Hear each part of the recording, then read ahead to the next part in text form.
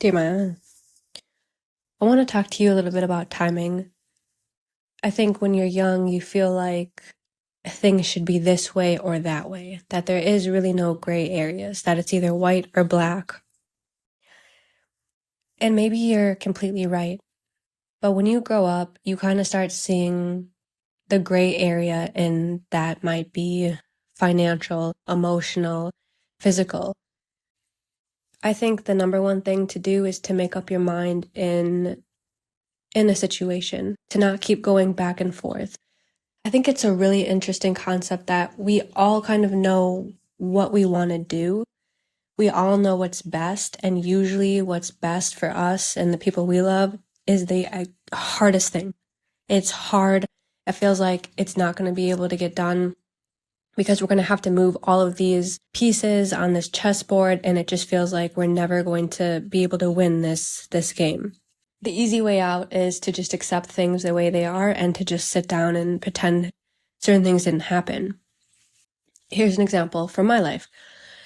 When I was younger, I was in a relationship, and this person I was with, I think we both knew it wasn't a good thing to be together. We stayed because it was just what was comfortable for the both of us. It was something that we had grown to know within the past few years that we were together. Being in that kind of gray area was a safety zone for me, especially because I kind of grew up with that. Maybe why I was okay being in this gray zone with this person is because my parents fought a lot, and I never really saw this conflict have any kind of solution. Therefore, me and this person, we were together, we just kind of moved together within conflict, and there wasn't solutions because there was so much hurt and anger between so many different decisions that were made that we just kind of moved forward together in some sick and twisted way. It was one of those situations where you both knew that it was going to have to come to an end one way or the other, and things abruptly stopped. They kind of just completely left my life, and one day just stopped answering the phone, stopped having any contact with me.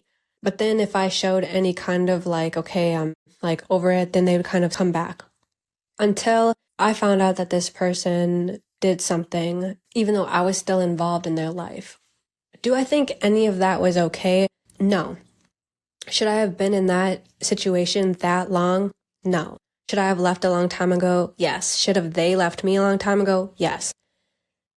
But yet here we were in this gray area. When I found out that this person was kind of starting a family of their own with somebody else, I realized that was just the rope between us just completely severed.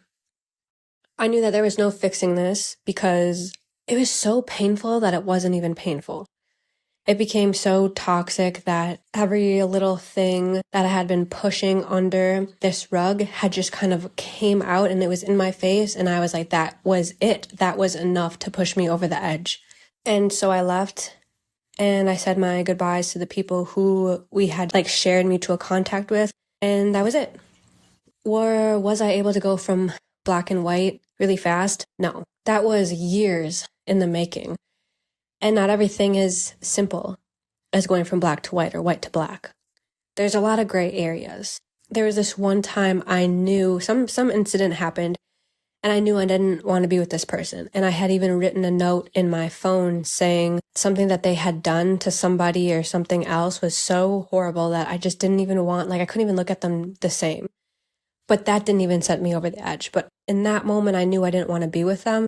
And so the match started kind of burning from there on out. When you make that decision, you just keep moving forward with that decision and seeing things in that light of that decision and knowing that you're going to go there and knowing that that cord is eventually going to be severed. It starts with a thought, and tiny decisions will lead to the cutting of that thread that bonded you together with that person. It might be a day and you're strong enough to say, fuck this, pick up your stuff and leave. It might be 2 years, it might be 3 years, it might be 4 years. But as long as you have that in your mindset that you're going to leave or you're going to just go through with a decision, then you got this.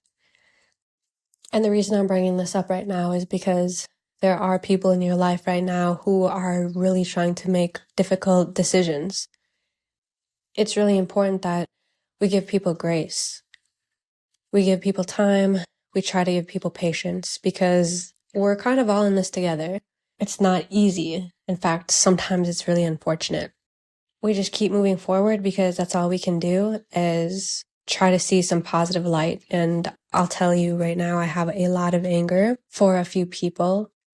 And I'm just going to, after I'm done working today, I'm going to just funnel all of that anger into a lot of artwork this week. Because I don't believe in trying to ruin somebody's life. I think people do that on their own. I think the truth will be brought to light.